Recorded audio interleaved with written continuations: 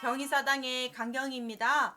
오늘은 모양이 비슷한 한자 8번째 시간이에요. 그래서 오늘도 한번 비슷한 한자들을 어떻게 구분하는지 한번 들어보세요. 첫 번째 한자 볼간, 붙을짝, 다를 차가 있는데 첫 번째 볼간을 잘 보시면 볼 때 뭐가 필요해요? 눈이 필요해요. 그 다음에 위에 있는 한자는 무엇일까요?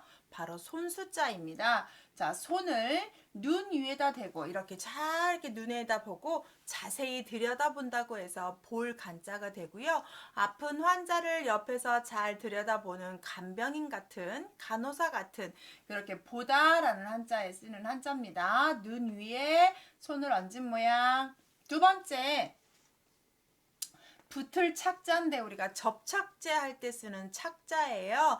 붙어 다닌다는 표현을 하고 싶어서 여기에 눈을 마주대고 붙어 다니는데 누가 붙어 다니냐? 위에 무슨 자가 들어가 있어요?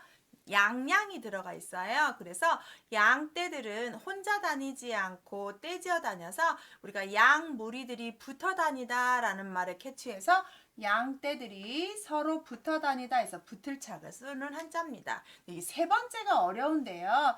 여기 있는 한자는 양양에다가 왼자를 써서 손이라는 한자를 쓰게 되는데 얘는 양양이 아니라 풀초에서 온 한자예요. 자, 풀이 막 자라고 있는 걸 그렸는데 왼좌를 써서 왼쪽에 있는 풀. 근데 이 왼좌는 만들공이라는 뜻이 있잖아요. 여기 만들다.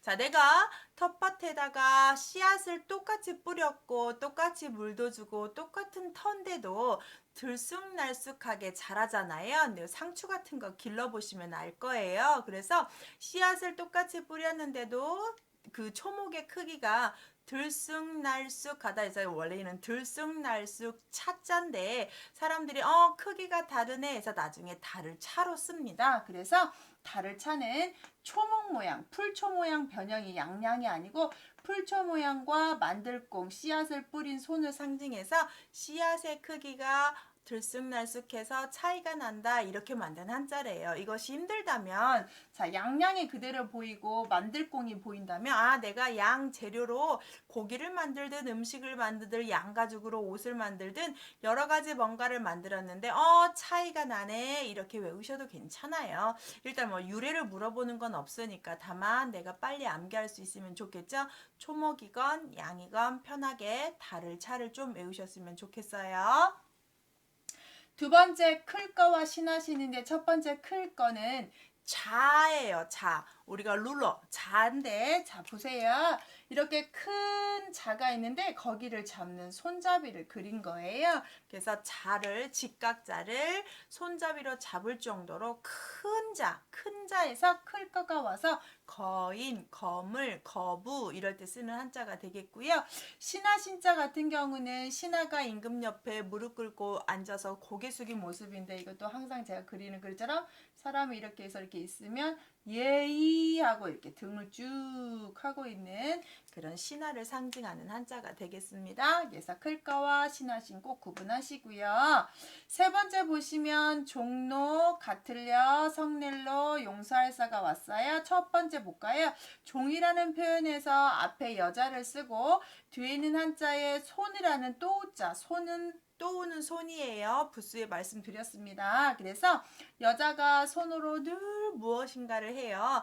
일을 하다라는 말에서 노예다라 해서 종노라는 한자입니다. 이 종이라는 한자를 우리가 노예라고 하고 노비라고 하죠. 그럴 때 이 종료는 엄격히 말해서 계집녀가 들어갔지만 남자 종을 뜻하고요.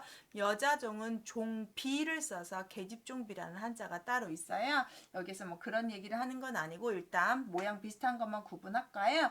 여자 손으로 일하는 노예 할 때는 종도가 되겠고요. 두 번째 가틀려는 또 여자 입인데요. 계집녀가 들어가는 한자에서 제가 말씀드린 것처럼 계집녀는 약간 신분이 낮고 천대하는 붓으로 쓰는 한자예요. 남전요비 사상이 약간 있기 때문에 그래서 여자가 남자의 3명의 말을 들어야 되는데 시집 가기 전에는 친정 아버지 말을 듣고 시집을 가면 남편 말을 들으며 남편이 죽고 나면 자기의 큰아들의 말에 순종하고 같이 입을 모으더라 라고 이걸 삼종지도라고 하는데요.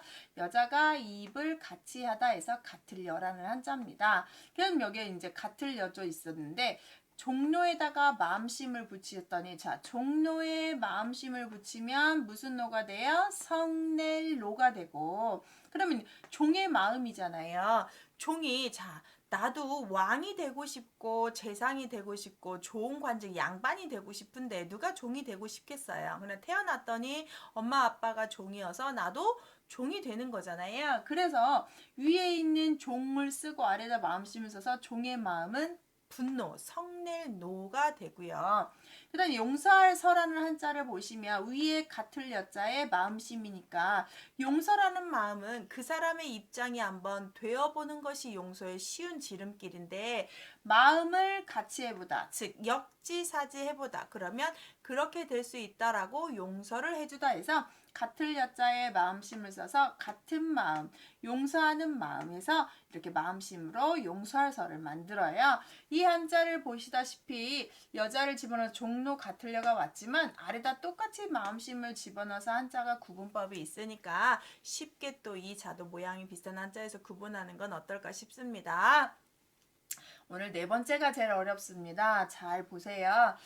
권할권, 기쁠환, 권세권, 볼권자인데 똑같이 들어간 한자들이 분명히 존재를 할 건데 이 똑같이 들어간 한자 얘는 노란 황새라고 해서 우리가 황새관이라고 하는 한자고요. 새기 때문에 여기에 새추가 들어갔고 위에 부분에 이렇게 새 눈을 썼으면 새 윗부분에 있는 머리 쪽을 상징하는 한자예요. 그래서 새 관자인데 얘가 들어가면 관이라는 발음을 해요. 근데 얘는 관이 변해서 권, 기역이 변해서 환, 얘도 권, 얘는 그대로 관. 이렇게 발음이 3가지가 있어요. 권 아니면 환 아니면 관이에요. 이렇게 구분하시면 되고 그럼 이 새가 무엇을 하느냐 얘는 발음 역할하니까 추가되는 애들이 뜻 역할을 하기 때문에 힘력을 집어넣어서 힘으로 뭘 하느냐 권세를 가졌다, 권력을 가졌다. 그래서 권력을 가진 사람 힘껏 뭔가를 하냐 한번 해봐라. 이거 좋다 라고 할 때 쓰는 말처럼 권할 권자예요. 권하다 권이라는 말 우리가 권장도서라고 하지요. 그래서 힘 가진 사람이 힘껏 하기를 원해요. 권해요. 그래서 이건 권할 권이 되고요. 깃벌 한자 보시면 뒤에는 한자가 하품음자예요. 하품음자가 들어갈 때는 보통 입을 크게 벌린다는 상형을 해요. 그래서 꼭 하품한다는 의미가 아니라 입이 크게 벌렸다는 얘기는 우리가 우울할 때 절대 입을 벌리지 않죠. 화나면 말하지 않습니다. 그런데 입을 크게 벌렸다는 얘기는 기쁘고 웃고 있다는 상징이기 때문에 웃고 있는 입이에요. 그래서 웃고 있다고 얘는 발음을 하는데 굳이 얘를 해석하려면 아주 그냥 새소리 내면서 기쁘게 웃고 있더라 이렇게 하시면 좀 좋죠. 3번째 권세권은 원래 성씨 권씨들이 쓰는데 권세권 권력권자인데 원 뜻은 저울권자예요. 저울지라는 나무예요. 저울지라는 나무고 뒤에는 한자는 새관자 황새관자인데 저울지라는 나무 즉 우리가 옛날에는 무게를 재는 저울단이 눈금에 따라서 움직이기 때문에 그 눈금이 조작되면 내가 세금을 많이 냈는데도 조금 냈다고 더 내야 되는 것처럼 옛날에는 암행어사가 왔을 때 제일 먼저 단돌이 쳤던 게 그런 도량형의 눈금과 저울과 이런 것들이었대요. 그래서 앞에 있는 나무 목자는 저울대를 상징하고 이건 저울추 모양이라고 하셔도 되고 발음이라고 보셔도 돼서 그래서 이 나무에 있는 저울 눈금이 대단한 힘을 가져요. 그래서 그 힘이라는 말에서 권력 권자가 되겠습니다. 저울 눈금이 힘이다. 그래서 권세권 권력권 이렇게 보시면 좋겠어요. 마지막 볼관은 새 관자가 그대로 주고 뒤에 볼견을 써서 뜻만 져서 볼관, 볼관 이렇게 만든 한자가 되겠죠. 이거는 직접 가서 뭔가를 볼 때 우리가 관람하다 할 때 쓰는 관자가 되겠습니다. 그래서 볼관 이렇게 보시면 좋겠죠. 자, 정리를 좀 하시면 황새관이 들어가서 힘력 써서 권할권, 웃어서 기쁠환, 저울추 나무 써서 저울대관, 그 다음 새가 보다 볼견 써서 볼관해서 모양이 비슷하지만 권인지 환인지 관인지 구분하시면 편하게 구분할 수 있고요. 두려워하지 마시고 천천히 구분법을 한번 유념하시면서 외우시면 어떨까 싶어요. 자, 5번을 보시면 똑같은 한자가 똑같이 들어가는데 이거 한자는 이제 여기 보시면 그림판 나무 판자떼기로 봐요. 그리고 이 뒤에 있는 세 개는 붓, 터럭 이런 도구로 봐서 얘는 모양 형자가 돼요. 나무판이에요. 나무판에다가 붓을 들고 똑같이 그린다. 요즘은 사진을 찍지만 옛날에는 사진을 찍을 수 없어서 그 사람과 비슷한 사람을 어때요? 그려요. 그래서 붓을 들고 그려요. 모양을 본떠요 해서 모양형이 되고요.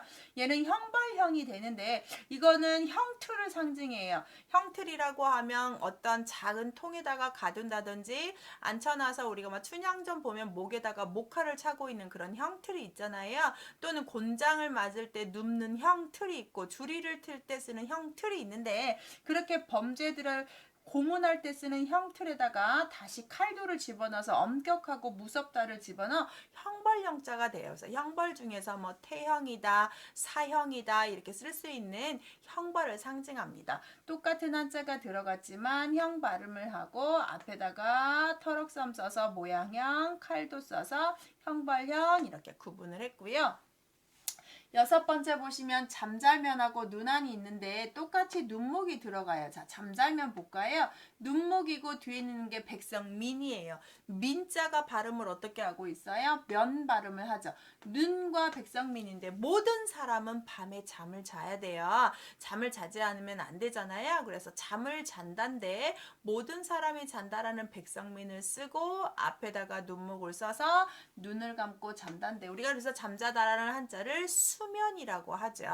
그래서 이렇게 수면제 할 때 쓰는 면자가 되겠습니다. 그다음 두 번째는 눈목에다 뒤에 있는 한자가 그칠간이라는 한자예요. 멈추다인데 우리 눈에 뭔가 보게 하는 건 우리 눈동자예요. 눈동자가 움직여서 내가 보고 싶은 거에 집중해서 그치게 되잖아요. 그래서 눈동자가 멈췄다. 눈동자를 멈추고 보고 있다 해서 눈 아니고 우리가 눈이 나쁠 때 쓰는 안경 같은 거 할 때 쓰는 안자가 되겠습니다. 상당히 모양이 비슷하니까 구분을 하시되 눈이긴 눈인데 잠자는 거와 눈 한자니까 꼭 구분하시고요. 마지막 도끼 근자가 들어간 한자예요. 물리칠 척자와 군사병자인데 물리칠 척자에서 이 점만 빠지면 도끼 근자예요. 그래서 도끼를 들고 적을 내리치다, 뭔가를 치다라는 표현 때문에 이 표시를 했다고 해요. 또는 저 같은 경우는 아이들한테 그럼 적군을 치게 되면 그 도끼에 뭐가 묻어요? 피가 묻죠? 그래서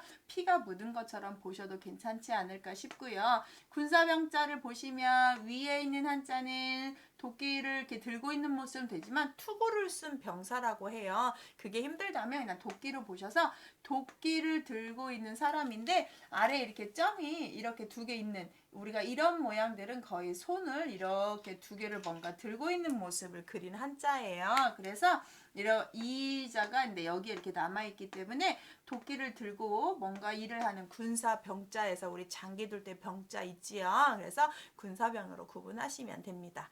자, 오늘도 이렇게 모양이 비슷한 한자 구분해 봤고요. 신중하게 잘 한번 보시고 이런 영상 계속 보고 싶다면 좋아요, 구독 알림 설정하셔서 제 영상 자주 만나길 바랍니다. 감사합니다.